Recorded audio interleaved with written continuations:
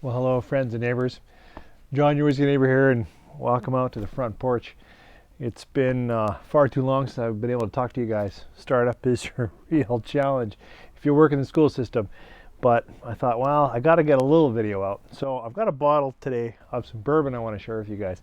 This is Breckenridge High Proof, or I think it's Breckenridge High Proof. It's a bourbon whiskey. It's a blend. It's from Colorado. We'll talk about it. I'll nose it. I'll taste it. I don't even have time for a real comparison, but I'll share some thoughts on Breckenridge High Proof bourbon when we come back. 3, 4.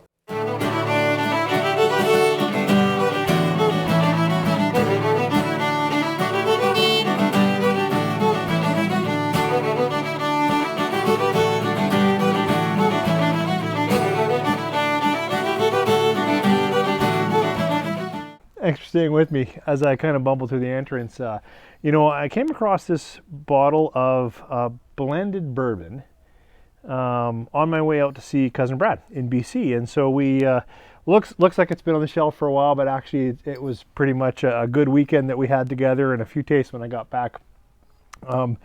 This is from Colorado, and Breckenridge, I think they've been out for about, I'm going to say maybe 12 years now. But they were sourcing their whiskey for a long time. This came out, I think, 2 years ago-ish, and has a significant portion of their own distillate.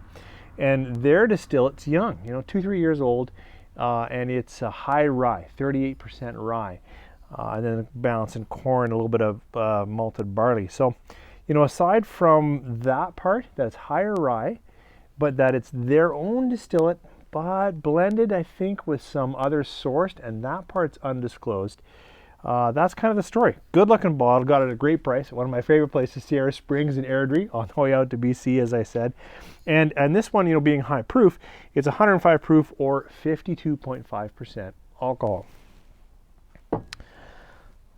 Let's see how it noses and tastes. This is a spicy nose, as you'd think with that high rye, right? It just blooms. For me, a little bit of sweetness, so almost a sweeter cherry, higher spice. It is a little barky on the nose. Got a bit of alcohol going on. As I go back into it, it becomes a little sweeter.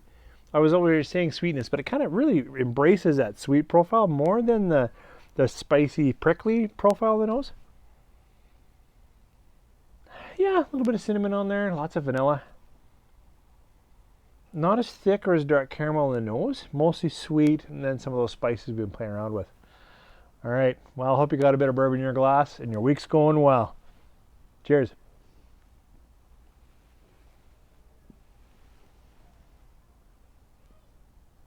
Well, there's good flavors going on here. Not terribly layered. It comes off pretty quick.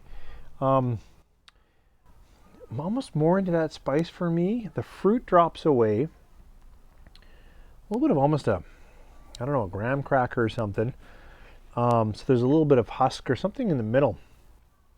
Then it cleans up, gets some wood, gets some char, and stays back into a little more cracked pepper, a little bit of hot cinnamon. Let's try it on the second sip.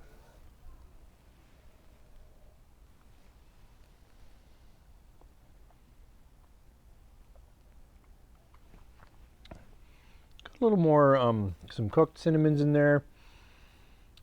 There's some fruiting coming back, but now it's just sort of a sweeter fruit. It doesn't have a lot of thickness to it. Vanilla again. Oak. More oak coming through, some char. The spicing is still there. Cracked pepper, that kind of thing.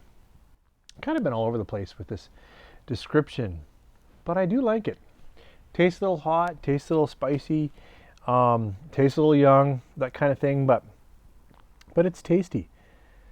With time, and like I said, it looks like I've been on this bottle for a while. I really haven't, but I've had a few drams of it, and I would say that it's held up a little better with time than at first. At first, it really felt kind of thin, kind of really just sweet and vanilla and then spice.